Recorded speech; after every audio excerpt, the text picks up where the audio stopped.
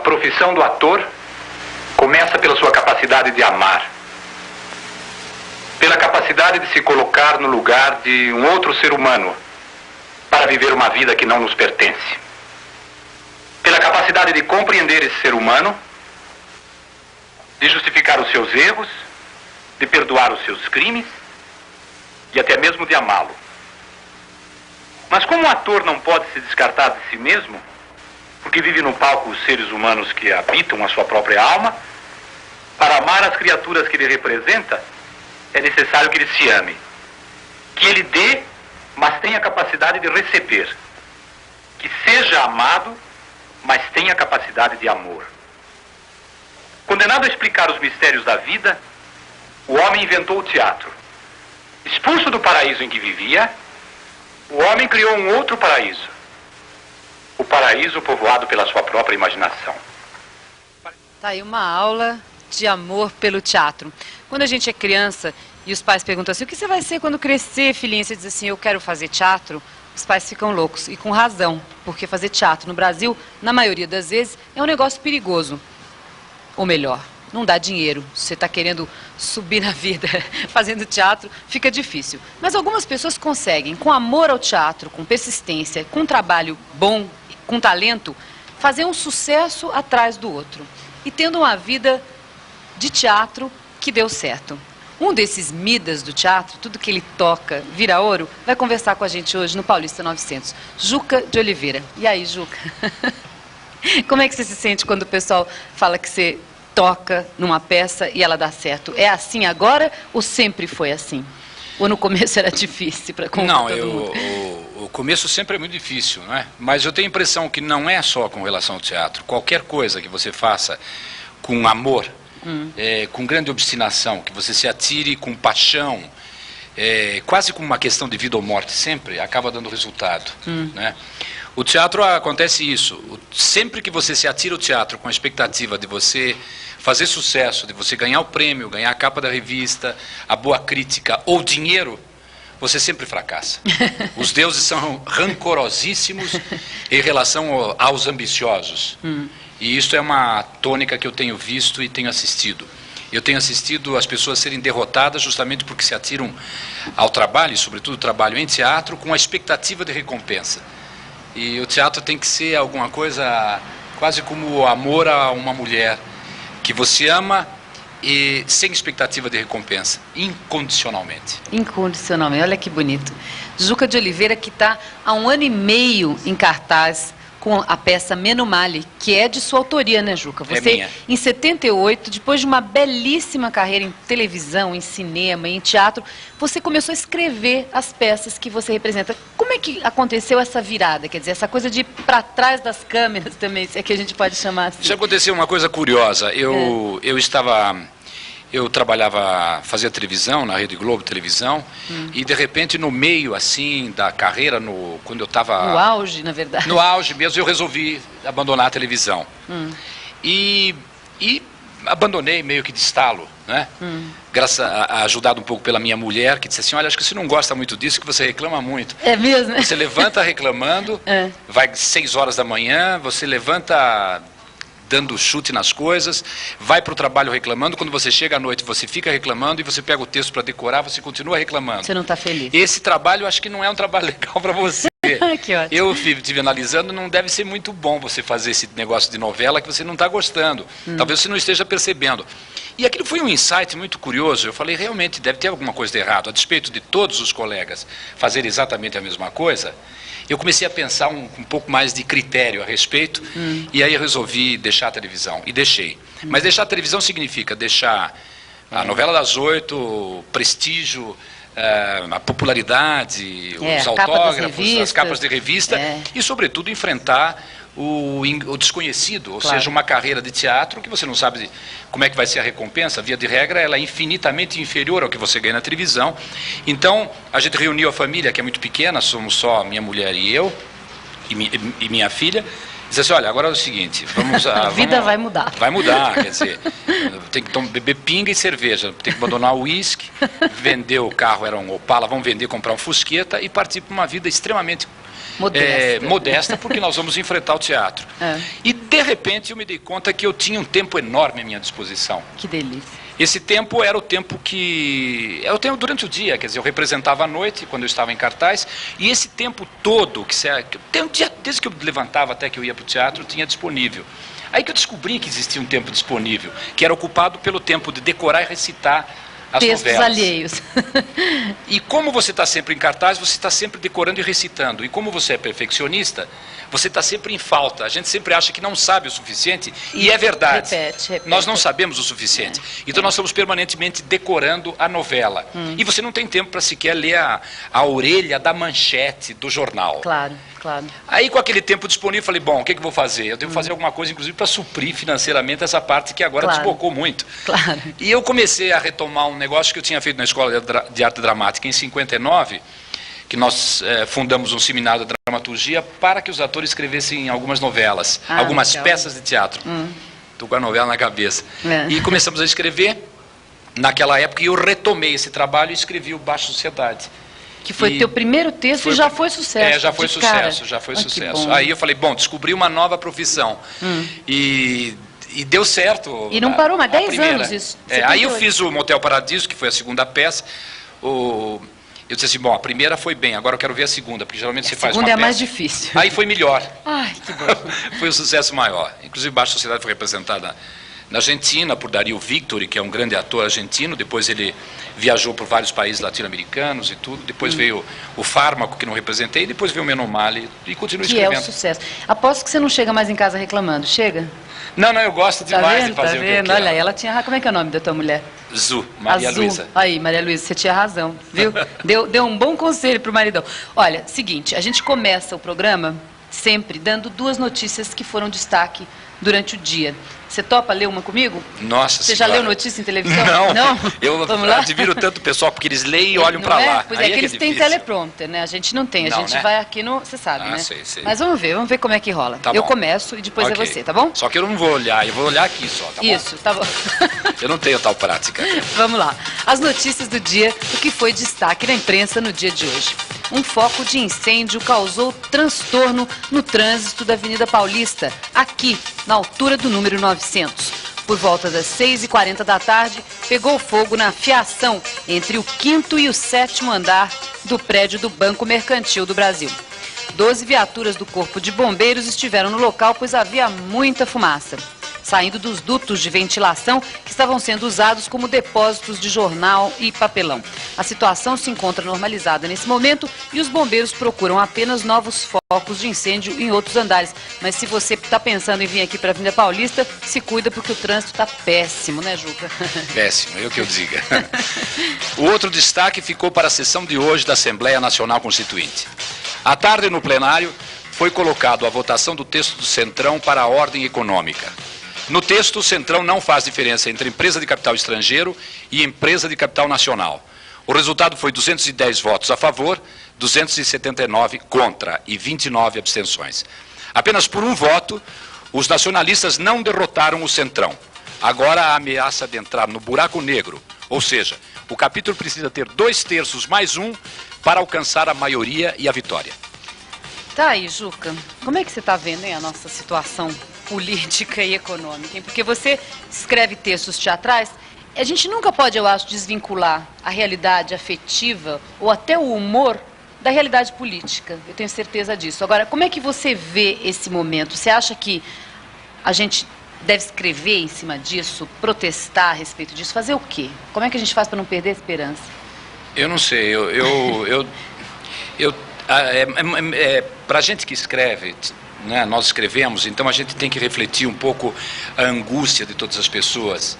A gente é meio que um reflexo, a gente reflete com muita precisão a angústia, a desesperança, a desilusão das pessoas. Eu acho que o escritor, o artista, a função dele é exatamente esse reflexo. Então, para a gente, é terrível você sentir o que você vê espelhado no rosto das pessoas com quem você conversa, as pessoas, sobretudo aqueles que são deserdados da fortuna. Exatamente, né? exatamente. Porque a gente ainda tem a gente vive no topo da inflação, mas a gente se vira aqui, se vira ali, faz 2 ou 3 trabalhos, executa 2 ou 3 profissões ao mesmo tempo e você acaba se equilibrando. Mas há pessoas que não conseguem. É verdade. Né? E que não têm condições, às vezes, de ter um único trabalho. E quando tem, ele é remunerado quase sem condições de sobrevivência, de condições de subhumanidade. Isso é muito triste. Eu sou muito pessimista em relação a esta quadra da nossa existência. Muito pessimista. Eu não sei como que nós o que poderíamos fazer para reverter esse quadro. Eu não vejo como. Eu vejo as discussões, eu vejo opiniões, eu vejo muita ambição política, pessoas que não têm nenhum cuidado em abdicar um pouco de seus propósitos, de sua sede, de sua volúpia de poder pelo país, pela comunidade. Exatamente, você falou uma palavra que é uma palavra que me impressiona profundamente. Nós estamos perdendo muito a sociabilidade. Nós não temos mais, perdemos a característica de antropóides que somos. Os macacos, eu sempre tenho uma afeição muito grande pelos animais. E nós somos, inclusive, bastante inferiores aos animais, aos animais irracionais, no que diz respeito à sua sociabilidade, à sua capacidade de afeto, de generosidade e, sobretudo, de amor. Nós somos agressivos, somos destrutivos, somos cruéis. E essa crueldade, ela transparece nos dias que estamos vivendo de uma forma muito violenta. E, sobretudo, aqui neste país, essa crueldade se torna ainda maior e mais forte. É verdade. E do ponto de vista político, do ponto de vista econômico, eu não entendo e não vejo onde está a saída. Você não enxerga assim? Eu acho difícil mesmo. Outro dia, conversando com um xará teu, o Juca Chaves, ele falou que tinha uma época que ele acreditava na luz do fim do túnel. Agora ele acha que a luz do fim do túnel era uma moto maranhense na contramão. É a segunda vez que eu repito essa piada aqui, mas eu acho engraçado. É triste. Por outro lado, se você me permite só concluir, eu acho também que não é digno, nem é direito, nem é de caráter o que grande parte das pessoas estão fazendo. Grande parte das pessoas está fazendo. Eles estão desviando recursos, possibilidade de sobrevivência desse país para o exterior.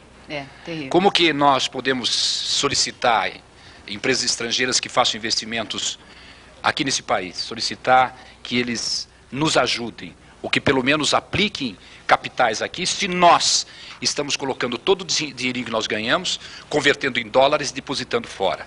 Isso é uma coisa absolutamente nojenta. É uma coisa bárbara que está acontecendo.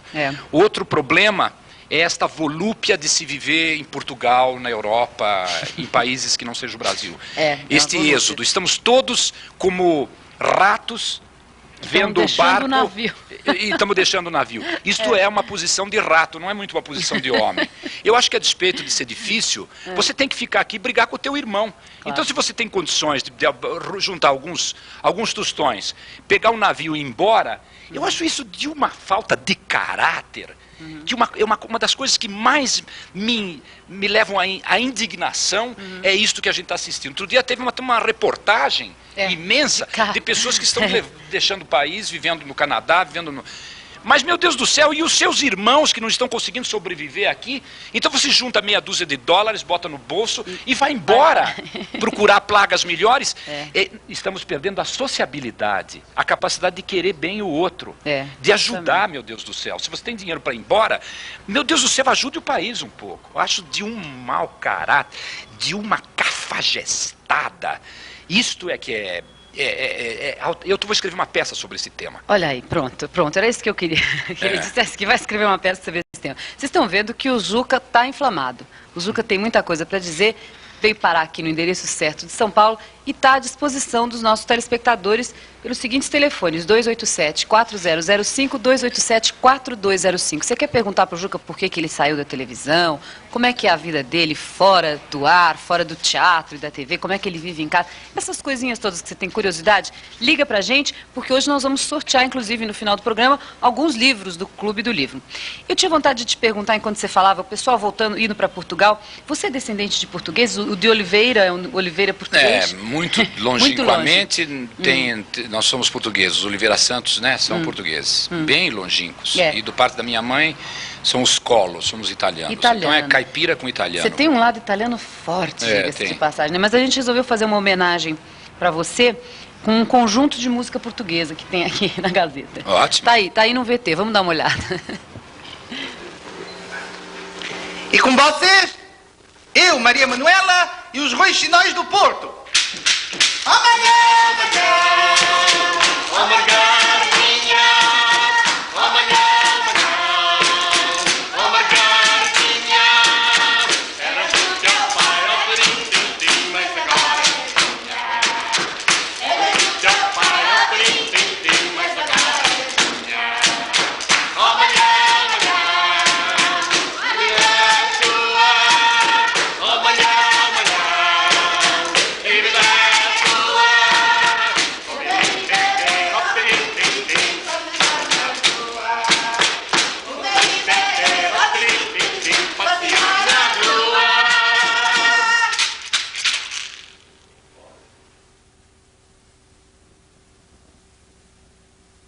É ótima, mas ele sempre fica com a inferior, né? Ele vai tendo que trocar, né? Trocar. Ele vai, porque também é muito difícil trabalhar com ele, né? Você já trabalhou com ele? Eu trabalhei muito com o Antunes, mas trabalhava profissionalmente, não esse trabalho que ele faz atualmente, né? Atualmente é um trabalho semi-amador, é um teatro alternativo, é diferente, descongestionou o trânsito agora, hein? Melhorou. Graças a Deus, estava na hora, né? Acabou de descongestionar. Como era o trabalho que ele fazia antes? Não, ele era um diretor profissional, né? Fazia peças de teatro. Atores? Sim, ele fez o Plantão 21, fez o Eu só Blackout, conheci o Antunes fazendo... fez a Cozinha comigo, fomos o Corpo a Corpo, eu fiz Ricardo III com ele, eu fiz vários espetáculos. Sempre um teatro profissional, né? A Cozinha mesmo foi um espetáculo assombrosamente bom, Corpo a Corpo. Sei. A Cozinha ficou muito tempo em cartaz. Ficou, foi um sucesso enorme. Agora, depois ele partiu para esse teatro alternativo, aí é um teatro semi-amador. A gente não pode fazer, não tem nada que... De vez em quando tem um maluco assim, tipo o Raul, que vai lá e faz uma traga um pouco, mas... O Raul Cortez? É uma experiência trágica, né? Vamos falar disso no ar. Eu acho bom a gente falar das tendências do teatro, porque você tem alguns outros, né? Mas são poucos os que estão conseguindo se manter em cartaz durante 1 ano e meio, vendendo bem o espetáculo. Eu acho que todas as pessoas que se dedicam fazem bem. Quer dizer, a Marília vai muito bem, o Paulo Trans sempre vai muito bem, o Raul Cortez vai muito bem, o Fagundes vai muito bem. O pessoal que faz profissionalmente, seriamente, vai bem. Não é? É verdade.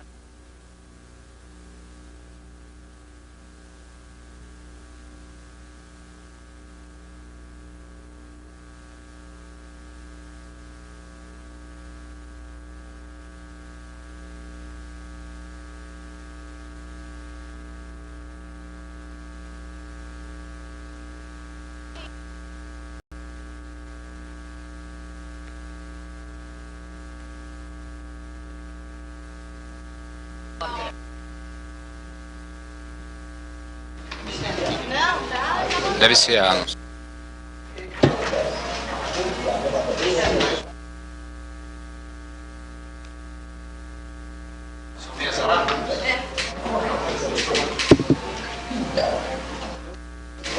Agora tem... O que tem de bom de filme aí? Eu vi Os Oscars todos, né? O Último Imperador. O Último Imperador eu não vi ainda. Lindíssimo. Você viu? Bonito. Eu gosto muito do Bertolucci, né? Acho legal o trabalho dele. Acho que super merecido, assim, uns 25 horas. Tem o réu alguma coisa a alegar a bem da sua defesa? Tudo o que eu disse foi de medo e pancada, seu juiz. Apanhei até não poder mais para sortar as mentiras desse processo. Me davam purgante, me amarravam, me surravam tanto que depois não podia mais. Meu corpo ficou que era só sangue. E até a mãe apanhou. Deixaram ela nua, seu juiz.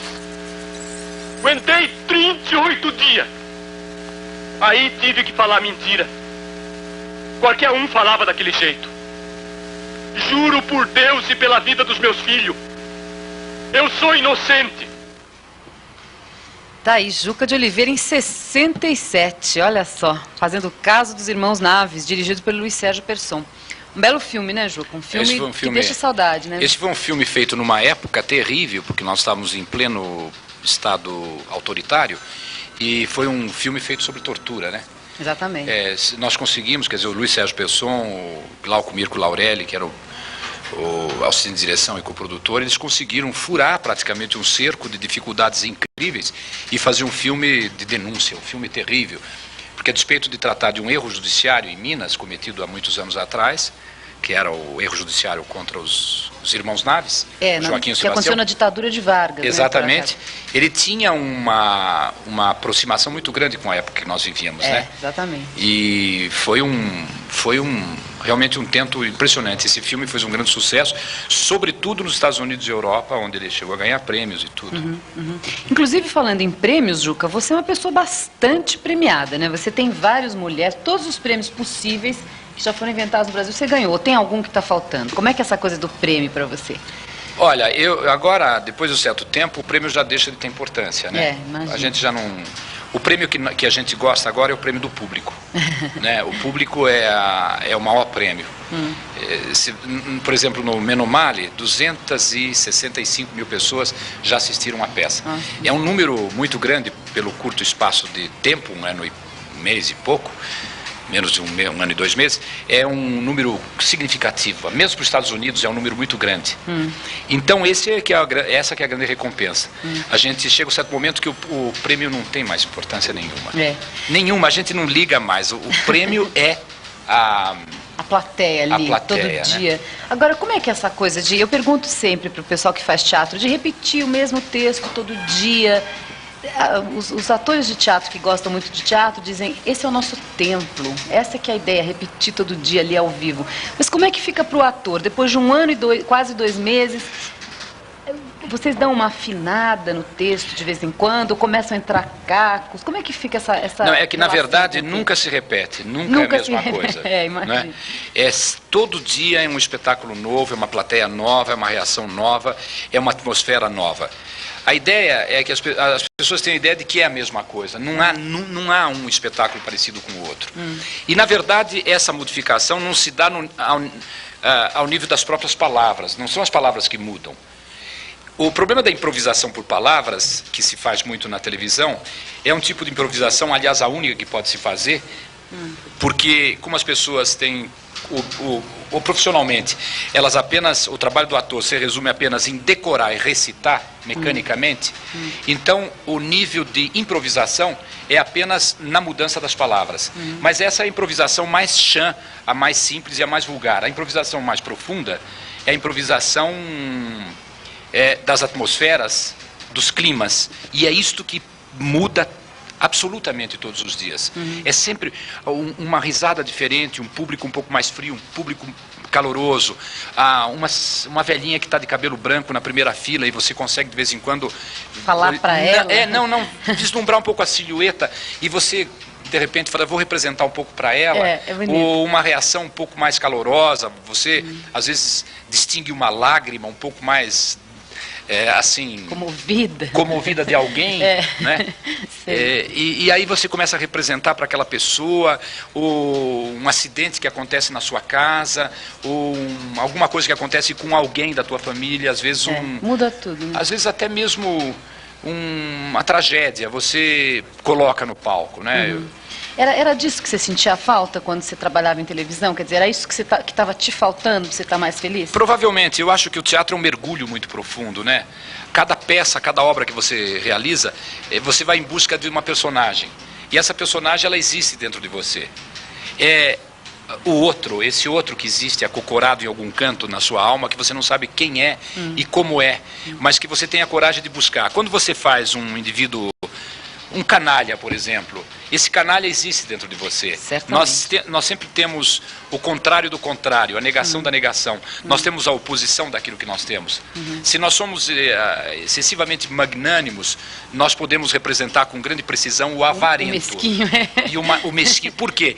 Porque a avareza existe dentro de nós. Claro. Então o trabalho em teatro consiste sempre num mergulho dentro de você, para você encontrar essa pessoa que você não conhece. E essa é a razão pela qual o ator de teatro, A característica fundamental é que ele não pode ter e jamais terá qualquer tipo de preconceito. Ele não tem preconceito. É bonito isso. O ator, o verdadeiro ator, ele não tem preconceito, porque ele concebe o ser humano em todas as suas dimensões. E ele tem que aceitar porque ele tem que representá-lo. E representá-lo significa, sob certo aspecto, amar esta criatura. É verdade. Né? Eu estava lendo uma entrevista do Laurence Olivier, quando eu fiz Otelo, e quando a gente faz um Shakespeare, uma grande personagem, você nunca consegue fazer inteiro. Você faz 20%, 30%. Os ingleses têm sorte que eles fazem outra vez, e aí eles conseguem fazer mais, e outra, e outra, e outra. Mas eu estava lendo o Laurence Olivier e dizia assim, só pude representar quando me apaixonei por ele. Né? Tem um certo momento que você não entende exatamente o que é se apaixonar pela personagem. Se apaixonar mesmo, ser capaz de entender que aquela criatura é capaz de caminhar por aqueles trilhos que são tão diferentes dos teus trilhos. E nisso consiste essa falta de preconceito absoluto. Você tem que amar incondicionalmente a criatura, né? Pois é, bonito. Uma pergunta, as perguntas estão chegando. O Hernando Bezerra Silva, de São Bernardo do Campo, pergunta, Juca, qual o personagem que mais colaborou para o seu sucesso? Foi na televisão? Foi onde? Qual foi aquele que te transformou no Juca de Oliveira, no famoso Juca de Oliveira? Bom, a televisão, realmente, ela produz uma popularidade muito grande, né? Na televisão, quando eu fiz o Nino Italianinho, foi, esse daí é que todo mundo a televisão lembra. Tupi, né? Foi um sucesso nacional. Aquele tempo, só a Tupi é que fazia sucessos nacionais. E foi realmente um escândalo muito grande. Ainda hoje as pessoas se lembram e perguntam, pedem para que eu fale italiano de vez em quando, aquelas coisas. Depois eu fiz outros sucessos na televisão Tupi, mas o maior foi realmente o Italianinho. Depois fui para a Globo e fiz o Pedro Azulão, que era uma personagem que fez um grande sucesso com a Dina, com a Regina. Depois fiz o João Gibão, que também foi uma personagem que marcou muito, o homem que voava, né? E eu acho que isso do ponto de vista da televisão, os que provocaram, os que me deram mais popularidade, né? Mas o que você gostou mais de fazer? Teve algum? Você falou agora há pouco do Otelo, que te deu um prazer especial. Tem algum personagem que você tenha... Sim, as personagens de teatro, evidentemente, elas produzem um prazer infinitamente maior. Claro, porque você é infinitamente melhor recompensado na pesquisa dessa criatura. A televisão, ela é uma coisa muito fria, porque como você decora e recita, decora e recita, decora e recita, fica uma coisa muito mecânica e tem muito pouco a ver com a arte de representar. Na verdade, quase não tem nada a ver. É uma coisa completamente distante do ato de representar. Já no teatro, não. Então, no teatro, evidentemente, você fica muito melhor gratificado. Eu fiz algumas personagens que gratificaram muito. Você falou da cozinha, foi um espetáculo, eu fazia o Peter, um alemão. Foi realmente uma coisa fantástica aquela. Eu fiz também Dois da Gangorra, com a Lilian Lemetz, que já não está entre nós, também foi muito importante aquele trabalho. Eu fiz com a Irene Ravacho de Braços Abertos. Lindo foi muito bonito. Também aquela personagem, foi uma personagem que marcou muito. O Sérgio. O Sérgio, fiz o Italiano do Meno Male, que é uma coisa fantástica. Fiz o Gamelão do Edifício 200, dirigido pelo meu grande e querido Zé Renato. Fiz algumas peças com o Flávio Rangel também. Enfim, a gente se apaixona por todas as peças. Vamos falar um pouco dos seus diretores favoritos. A gente estava falando aqui em off, quando estava em comercial, do Antunes. E você disse que trabalhou com o Antunes quando ele fazia teatro de verdade. Vamos comentar um pouco essa coisa do teatro profissional e quem já te dirigiu. Por que você acha que hoje o Antunes não está fazendo o mesmo teatro que ele fazia antes?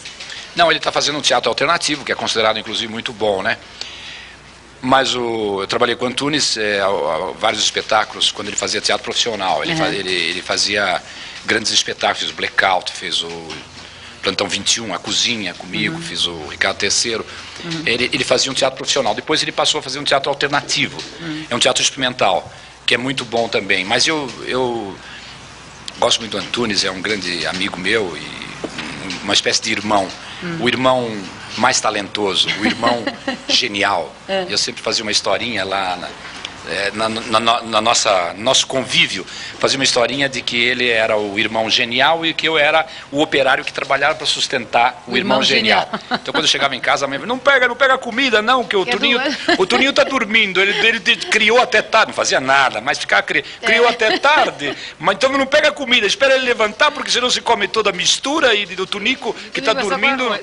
Aí ele vinha, não podia, chegava em casa, não faz barulho que ele está dormindo, ele está sempre dormindo, criando, né? Porque era o gênio, o papel gênio. Você tinha um irmão assim?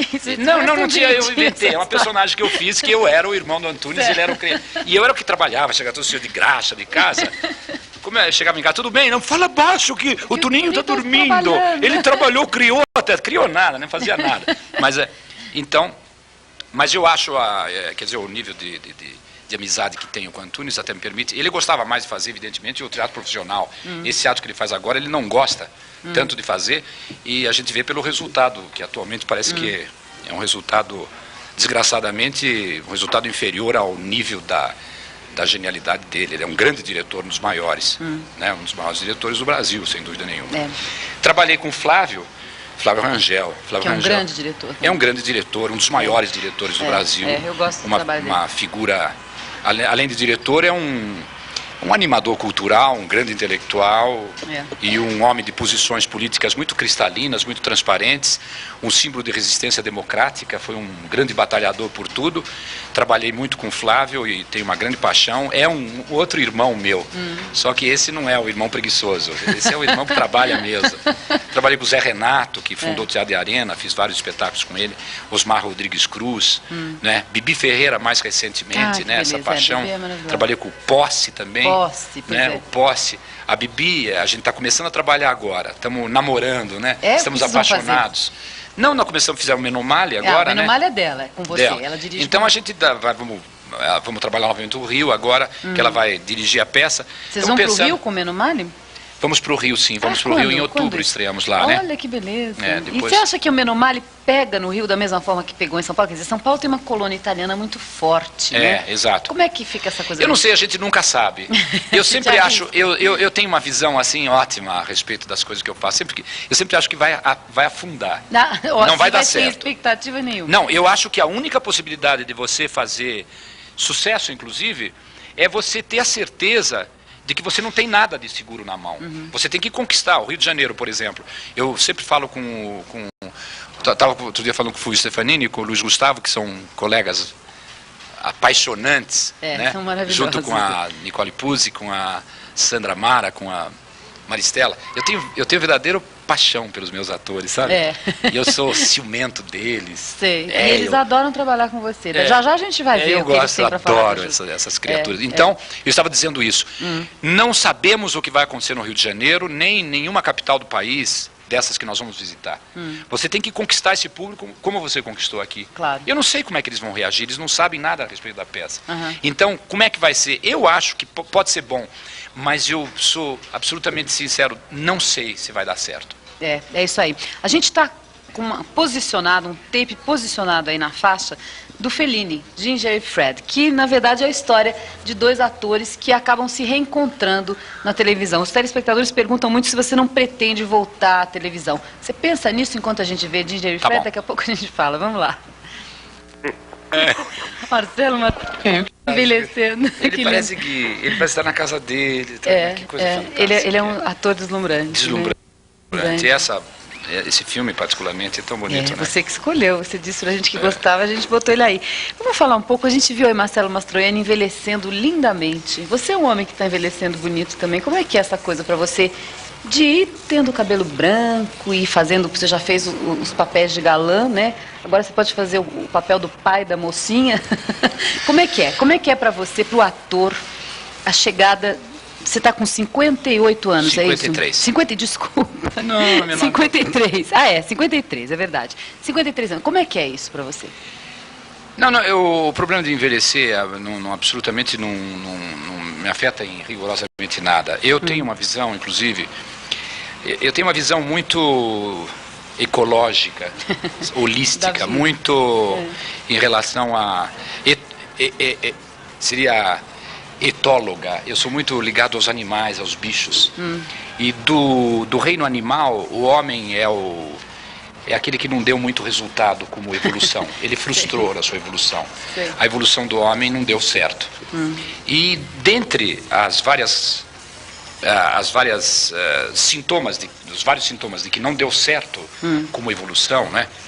O homem é um animal que mata, tem a volúpia do sangue, mata sem razão. É o único animal que mata sem razão, né? Ele tortura sem razão. Não existe nenhum outro animal que age como o homem. Tem um caráter, crueldade. O homem tem um caráter de destrutividade que nenhuma outra espécie apresenta. Ele é o único animal que engorda também, né? Ele engorda assim como ele mata sem motivo. E os animais que matam além do homem, por exemplo, o cão mata, mas pelo efeito da domesticação. Sim. Nenhum outro animal. O ancestral selvagem do cão, que é o lobo, não mata. Como mata o cão, mata inclusive o seu próprio semelhante, ele mata outro cão e mata animais de outra espécie por razões que não sejam a de fome, né? Certo. De preservação da espécie. Certo. E ele é um animal também que engorda o homem. Os outros animais não engordam. Não tem peixe gordo. Tem animais gordos por domesticação. O porco, a vaca, mais por efeito do homem. Certo. Né? E esses são sintomas de involução de espécie. Nós estamos evoluindo, ou seja, nós estamos chegando ao final mesmo, né? Como bicho.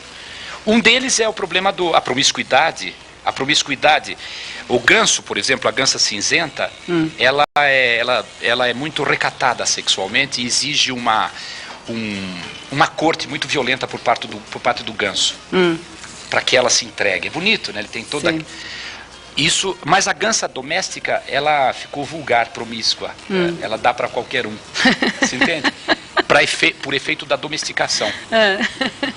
Um outro, isso é um exemplo de evolução de espécie, certo. Né? Sintomas. Um outro é, por exemplo, a incapacidade de envelhecer. Só nós é que não queremos envelhecer. Por exemplo, a operação plástica, os olhos. Agora, recentemente, eles inventaram as lentes de contato verdes, né? Exatamente. Esta tentativa desesperada de se agarrar à eternidade é de uma tolice tão grande e uma característica fundamental de que nós estamos no fim como espécie, né? Nós somos os piores bichos que tem sobre a Terra. Um deles é esse. As pessoas, as mulheres, elas põem as coisas, principalmente as mulheres, de modo geral. Evidentemente há exceções honrosas, mas a maioria, elas se puxam, né? Elas se esticam. Elas se cortam todas de 6 em 6 meses, de 2 em 2 anos, para apresentar uma coisa que é uma espécie de tragédia do ocaso da sua existência. Uma incapacidade. Que é bonito, gostoso de É evidente viver. que é bonito. Basta que você veja os animais, né? Eu, por exemplo, tenho vaca, eu crio animais, né? Tem tudo que é bicho. O Lima Duarte falou aqui que você tem uma fazenda super gostosa. O boi é engraçado. Por exemplo, um touro, lá tem, por exemplo, o cheiroso, tem vários touros, mas o cheiroso, eu fico sempre observando. Se tem uma vaca velha, a colombina é uma vaca de 15 anos, já é uma senhora de 72. A colombina, se ela está no cio, ele cruza com a colombina e pode ter a 2 metros da colombina uma novilhinha de 2 anos. Gatíssima. E ele não quer saber. Sabe? Mas assim, gostosésima. Ele não pega a novilha, ele pega a colombina de 72 anos. Olha, você vê? Que sorte da colombina. De onde já se viu, por exemplo, em qual espécie, além dessa espécie em acelerada evolução, em plano inclinado para uma lata de lixo, que existe uma alucinação em relação a novilha e o desprezo pela colombina. Exatamente. Não existe isso em lugar nenhum. Vocês imaginaram que a gente ia bicho, falar só nós. Só nós. Colombina. Só nós. Isso é sintoma de que nós estamos, Tá lá. Quer dizer, você não tem medo, Evelyn. Você prefere, aliás, a gente escolheu aqui um filme que eu adoro, De Volta para o Futuro, que é o teu lado criança, né? Que o Spielberg faz muito isso, traz de volta pra gente aquela loucura da infância. Vamos curtir um pouquinho De Volta para o Futuro, daqui a pouco a gente volta com Juca de Oliveira, do Paulista Não Precisa.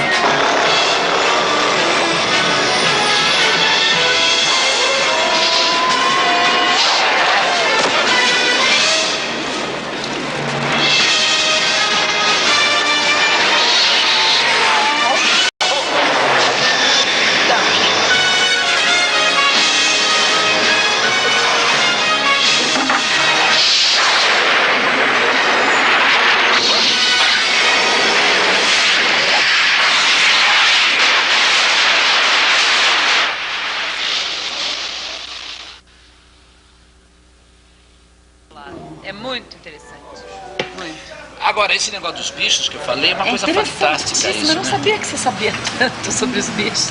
Essa coisa da gansa. Eu estudo muito etologia, o Conrad Lorenz. A gansa quando é domesticada. Pois é, eu não sabia disso. A ancestral selvagem dela, não, ela continua recatadíssima. A outra ficou puta. A outra Ficou vadia, promíscua, dá pra todo mundo. O homem não é promíscuo. Não era, ele se tornou promíscuo. O homem é monogâmico, essencialmente monogâmico, né?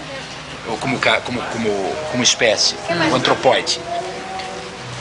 Como o macaco. Eu tava tomando também, café, por que você tirou meu café? Esfriou, tá muito quentinho. Então o homem se tornou promíscuo. Ele não é, tanto é verdade que ele não é promíscuo, que as pessoas têm problemas de consciência quando traem. É horrível. O problema de consciência não devia existir, mesmo pessoas avançadíssimas. Estamos. O quê? Como não entra ópera? Por que a gente não tira a flor da pele? Nós falamos muito, acho, Falamos. né? Hein? Não era pra falar. Bom, eu não sei de nada, vocês me deixam falar. Quando ela faz assim com a mão pra você, vocês veem que é pra falar rápido. Quando ela falou, eu parei. Ela fez assim, eu parei.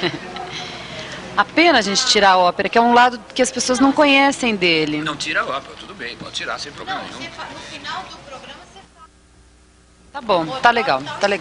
Não, eu vou direto aqui no... Ótima ida, ótima ideia. Você gosta de ópera? Eu vi dizer que você tem 30, 300 títulos, sei lá quantos. É lindo a ópera. Né? Por que a ópera não dá muito certo aqui no Brasil, hein? Dá. Quer dizer, dá, mas não... No Brasil nada dá certo, né? Não é só Isso é ópera. verdade. Nem o próprio Brasil. Livro, poesia, é verdade. jornal, a televisão, nada dá certo. Fora a Globo, essa não dá nada certo. Fora a né? Globo, nem fala. Nem a Globo não vai dar certo. Você acha? Não esquece do GC colocar na coisa da noite.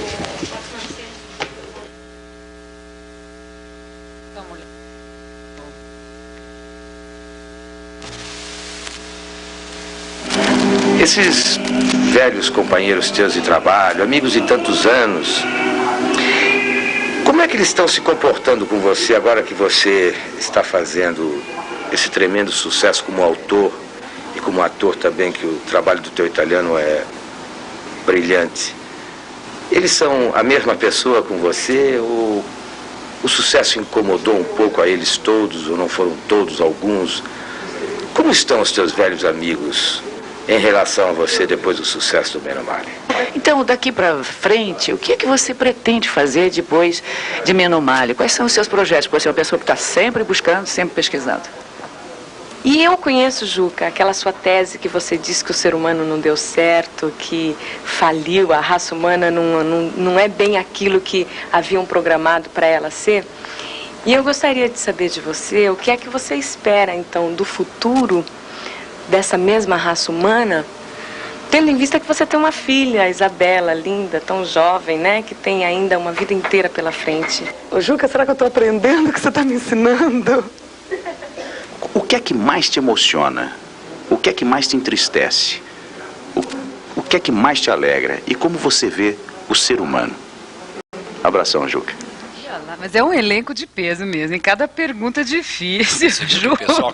Que maravilha. Uau, cada gente bonita. Vamos começar pela pergunta do Fúvio. Olha, as perguntas estão aqui para a gente não esquecer de nenhuma. É a do Fúvio. O que mais te emociona? O que mais te entristece? Olha, o que me emociona é essa constatação de que nós somos uma espécie tão destrutiva, com tanta capacidade de agressão, inclusive ao berço que é a própria terra e a natureza. Isso é o que mais me entristece.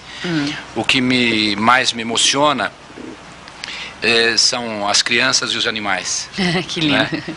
E as coisas que me apaixonam também são essas. E, Nicole Puzzi, eu estou aprendendo tudo o que você me ensina? Que bonitinho. Está, Nicole. Está aprendendo muito mais. A Nicole, ela fala que está aprendendo porque ela é humilde. Ela não precisa aprender muito. Ela é uma flor. Ela não precisa aprender. Ela é uma atriz excepcional, um ser humano miraculosamente generoso. E belíssima, né? É curioso como é que uma mulher pode ser tão bonita como ela e tão generosa, Ela é uma pessoa direita. Ela é maravilhosa. Ela é uma pessoa cheia de moral, que engraçado. Ela teve ela se preocupa, inclusive ela cuida de crianças, né? Ela tem creche, ela se dedica, ela tem uma filha tão lindíssima. É uma pessoa maravilhosa. Parece um bibelô. Ela está aprendendo mais do que você que está aprendendo com ela. Muito. Essa generosidade a gente aprende mesmo, né? Sandra Amara, você tem a teoria de que a humanidade não deu certo. Como é que você vê o futuro dessa humanidade, principalmente tendo uma filha de 19 anos? 13. Olha, aqui tem 19, perdão. 13, a Belinha. É muito simples, Sandrinha. O Konrad Lorenz diz uma coisa fantástica num livro miraculoso que é A Demolição do Homem. Ele diz que a única possibilidade de nós nos salvarmos, porque nós estamos muito próximos assim de uma destruição total. A única possibilidade da humanidade se salvar era que as crianças se voltassem para a natureza. Ou seja, que as crianças voltassem outra vez a aprender como é que germina o feijão, como é que cruza a abelha, como é que a abelha poliniza as flores, como é que as flores concebem para dar novos frutos, como é que nasce o capim, como é que o peixinho, como é que nasce o peixinho, como é que ele concebe, como é que...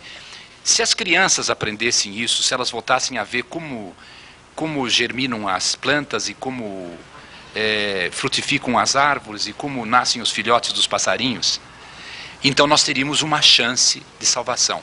Então é por isso que eu tenho uma filha e acredito muito nesse pedaço por essa razão. Ai, que bonito. Maria Estela, quais são os seus novos projetos, Juca? Bom, eu tenho uma série de coisas que eu estou fazendo, Estela, você está inclusive a par de algumas. Eu estou escrevendo uma peça sobre atrizes, que é a peça que eu estou escrevendo Marília Pera e para Irene, que eles pediram já há muito tempo, e eu estou trabalhando nesse projeto, estudando as atrizes. É uma peça sobre o teatro. E estou trabalhando muito também na peça Caipira, o tema Caipira, que seria a nossa próxima peça, a próxima peça da Companhia Brasileira de Comédia, que vamos fazer, inclusive, com todo esse elenco maravilhoso. Tá aí, Luiz Gustavo, Tatá. Como é que os velhos companheiros estão se comportando depois do sucesso? Que é uma pergunta bem da classe teatral, né? Eu me lembro de pessoal de teatro dizer assim, quando uma peça estreia, a gente torce para dar certo. Não. E depois, quando ela não... Como é que é isso? Quando ela não dá certo, a gente fica contente. Como é que é a história? Existe... É difícil as pessoas aceitarem, se regozijarem com o sucesso dos outros, né? Isso é uma bobagem muito grande, porque se você só avança quando você tem a capacidade de aprender com o outro que avançou mais que você. Você só aprende quando você tem a capacidade de acreditar que você não está pronto. Não é verdade? Como é que você sente a reação do pessoal?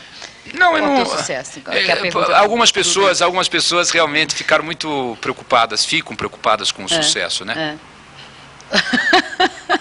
O Juca, vamos lá, vamos ver os depoimentos dos atores falando da peça e do Juca. Quer dizer, ele já respondeu as perguntas, que inclusive batem com algumas perguntas dos nossos telespectadores. E agora a gente vai ver o nosso abelha, Rogério Galo, que pintou lá no Menomale, para saber o que o pessoal acha do Juca e da peça em que eles trabalham. Vamos ver. O Juca é uma pessoa que, eu diria que ele é uma pessoa enriquecedora, né? Quer dizer, você, nesse contato, nessa intimidade, você descobre que ele é uma pessoa muito preocupada com as coisas todas, ele é de uma curiosidade incrível, curiosidade no bom sentido, né? Ele quer saber, ele tem uma necessidade, uma sede de saber tudo, ele lê demais, ele está sempre preocupado com as coisas que estão acontecendo. E ele até tem que se atualizar demais, quer dizer, ele tem que estar muito bem informado em função da própria carreira paralela que ele tem, né? Que é de autor, né? Aliás, uma carreira brilhante. Então ele é sempre muito preocupado com tudo, com as coisas todas, com aquilo que ele pode colocar nos seus textos, né? Então, nesse sentido, eu diria que o Juca é uma pessoa muito enriquecedora, a gente aprende demais com ele. Além do que, ele é um profissional fantástico, né? Ele é um verdadeiro homem de teatro, né? Ele vive para o teatro, ele ama o teatro, ele convive com o teatro, né? Quer dizer, ele é uma pessoa que vivencia o teatro na sua plenitude. Eu tenho um carinho muito grande por ele. Às vezes eu estou em cena, uma cena assim bem dramática, quando ele sai, quase o final da peça. E aí eu olho ele saindo junto com a Sandra Amara, né? Aí quando ele sai com a Sandra Mara, ele vai direto de pica-pau na cabeça da Sandra Mara. E toda vez que ele sai comigo, ele vem de pica-pau na minha cabeça. É uma brincadeira que ele nunca deixou de fazer. Ele sempre faz essa brincadeira. E acaba sendo muito engraçado. Eu não tenho olhado mais, porque senão eu vou rir em cena. É uma bobaginha, mas o Juca é muito simples, muito amigo. Ele é humano, a gente... Dá para contar com ele, com as coisas, ele ensina. Agora, tem uma faceta do Juca que realmente cativa a gente, que é aquela coisa de quase criança sempre querendo descobrir as coisas. Ele é um eterno estudante, descobridor, pesquisador do ser humano, e ele passa pra gente aquela carinha de coisa de ingenuidade, de pureza, de criança às vezes, sabe? E tem perguntas às vezes até de que uma própria criança faria pra gente, porque ele é muito...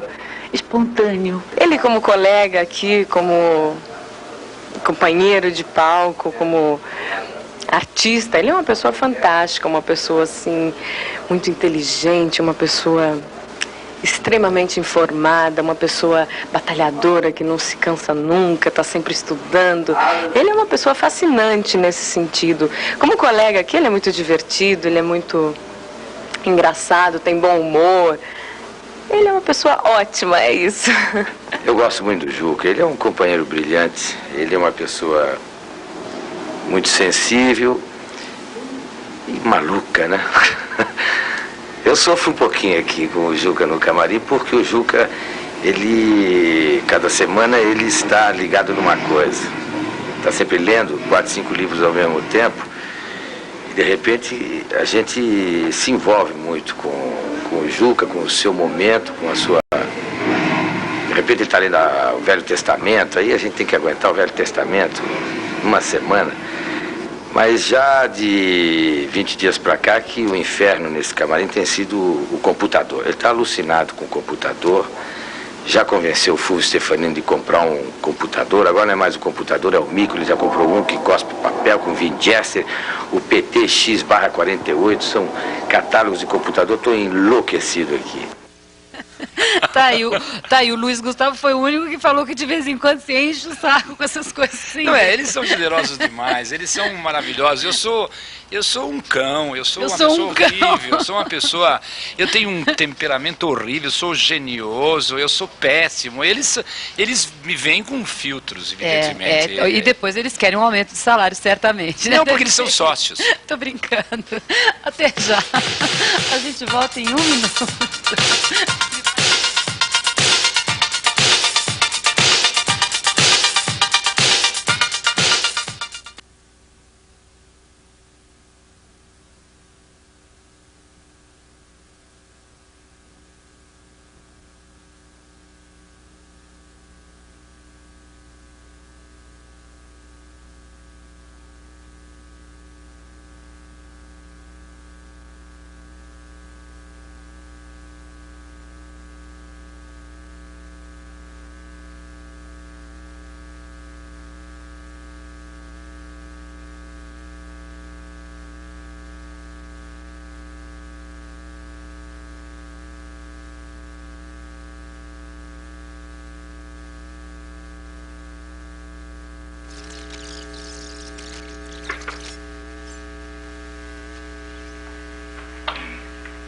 Importante, hein?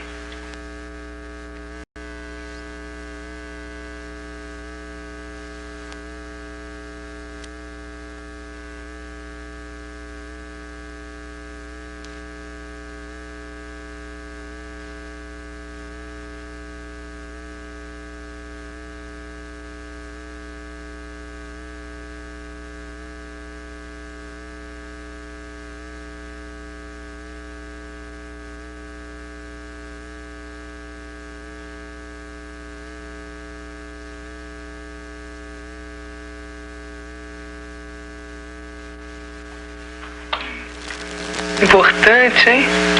Programa de entrevista. Mentira, só pô. Isso ainda.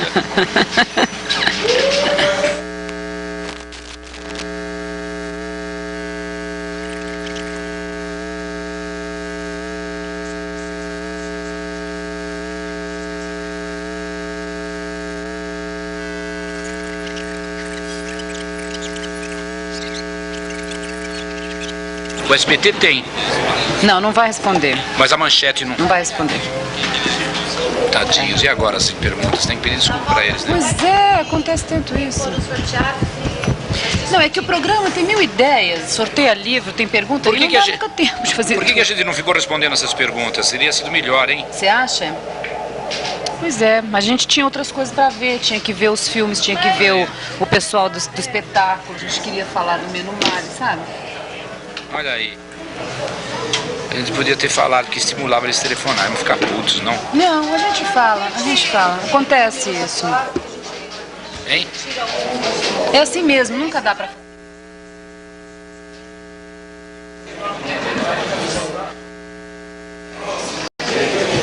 Não vai dar pra responder.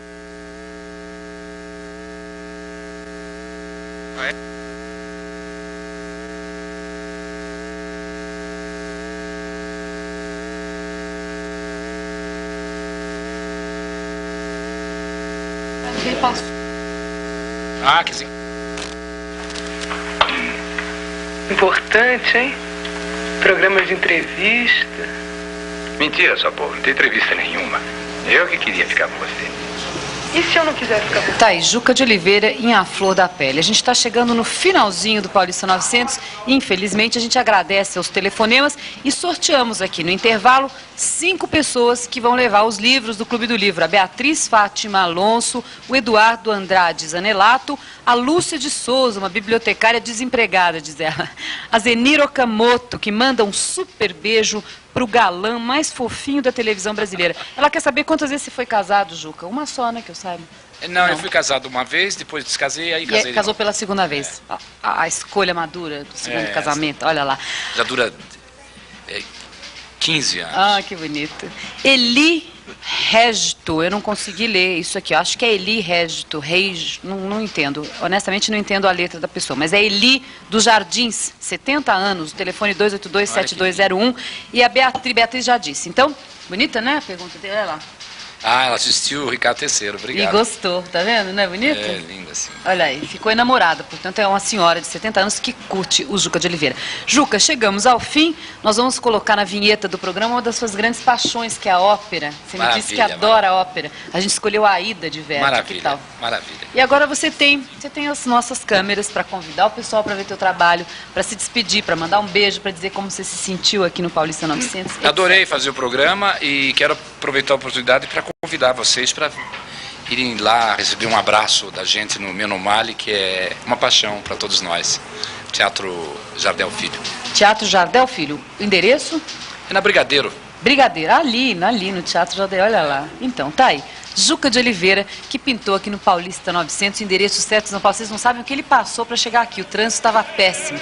Chegou esbaforido, né, Juca? Mas valeu, foi ótimo te ver aqui. Obrigado, eu que A gostei. gente vai lá ver você, eu não vi ainda o teu espetáculo. Precisa ver, mas eu vou ver. Até outubro. Até setembro, não. Até nossa, setembro. É o segundo semestre, nós já estamos fora. Ah, é? Legal. Falou.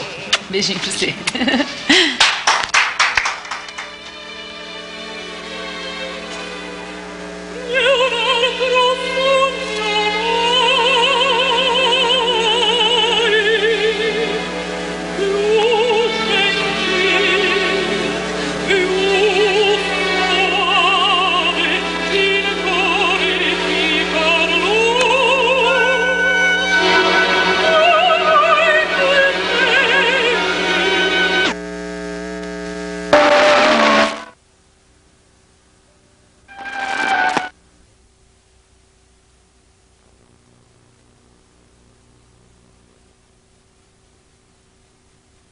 O senhor que sabe, com a minha voz de sovaco, né? O senhor que sabe, se o senhor quiser, eu fico. E fiquei um grande sonoplasta. Punha as músicas na novela, os temas, inventava, muito atinado e tal. E um dia ele chegou pra mim e falou assim, aqui, você vai fazer um papel na minha novela aí. Eu? Eu falei, mas o senhor sabe que eu tenho essa voz de sovaco. Ele disse, não, mas eu preciso mesmo de uma voz de sovaco, do caipira. É disso que eu preciso. E eu fiz um papelzinho. Foi um sucesso danado. É, como chamava esse personagem? Chamava Jazão. Jazão. É, Jazão. Violinista de bordo. Era violinista num navio, mas baiano. Violinista de bordo, Jazão. Uma novela de rádio, né? É. Aí ele me disse, que nome que eu falo lá no fim, da novela do rádio? Aí você disse, Ariclênio Aí eu falei, Venâncio. meu nome mesmo é Ariclênio Venâncio Martins. Porque tinha, quando eu nasci, usava muito 2 nomes próprios, era chique, né? Então as pessoas chamavam Paulo Roberto, Luiz Alberto, e meu pai me pôs 2 nomes próprios, Ariclenes Venâncio. Eu chamo Paula Maria. Você chama Paula Maria? Eu sou de um pouco antes de você e tenho 2 nomes próprios, que é Ariclenes Venâncio. E aí o cara falou de jeito Aí o Oduvaldo falou, que é isso? Isso é palavrão, rapaz, não vou botar esse nome, assim, indecência no rádio, não pode falar isso não. Que não arranja outro nome. Eu falei, então, Chopin, é Paulo Roberto. Eu disse, mas que isso é nome de bicha, rapaz? Arranja um nome de homem, que é Paulo Roberto. Eu falei, bom, então eu não sei. Mas naquele tempo eu tinha mãe, né? Eu falei, espera até amanhã e telefonei pra minha mãe. Que bom quando a gente pode, né? Claro, Pela mãe, mãe, me dá um colo. Puxa, hoje só me telefonam, sabe? Não tem volta. Eu falei... Mãe, olha, eu vou trabalhar no rádio aqui, mas não pode trabalhar com o meu nome. Que homem enxerido, por que não pode? Tão bonito o seu nome. Eu falei, mas não pode, mãe. Mãe é mãe, né? Alguém te chama de Ariclenes até hoje? Tem um irmão que me chama pelo apelido, é Teninho. Teninho, olha que bonito. Falei, mãe, não pode não com esse nome, tem que ter um outro nome. E a minha mãe era espírita. Eu digo era que ela faleceu. Para os espíritas não morrem, né? Passou, fez a passagem. Tá na outra vida. Mas não era de bater tambor, cabeça, não. Era mesa branca, Allan Kardec, né? Que se chama, aliás, Léon Hippolyte Rivel Denisard. E é francês, e foi ele que codificou o espiritismo, né? E ela fazia as sessões dela e era um médium de incorporação. Aliás, Chico Xavier era meu amigo particular, padrinho da Débora. Ah, que bonito. Então ela era médium e recebia um espírito que se chamava Lima Duarte. Ela falou, bota o nome do meu guia de luz, que você vai ser muito feliz, Lima Duarte. E eu fui mesmo muito feliz. Eu estou super arrepiada aqui. Uma história brasileira, não é verdade? Muito bonito. A formação de um ator brasileiro. Isso aí. É isso que eu quero. A gente contou a história. Aqui a gente mata a cobra e mostra o pau, né? Você sabe como é o negócio da formação do ator? Pode falar? Por favor. Como é que é o negócio do ator? Por favor, pode falar. Por que eu não faço mais novela? Por que eu não... isso. Novela eu não quero fazer mais. Exatamente. Você vai fazer um programa de rádio aqui na Gazeta, na AM, né? Que começa no dia 11 de abril, se eu não me engano. 11 de abril, isso. Que você vai contar causos. Aliás, eu vou deixar pro finzinho do programa um causo, que você já vai aí revendo o seu arquivo para contar um causinho pra gente. Mas eu perguntei ao Lima, aqui num dos nossos intervalos comerciais, se ele ia voltar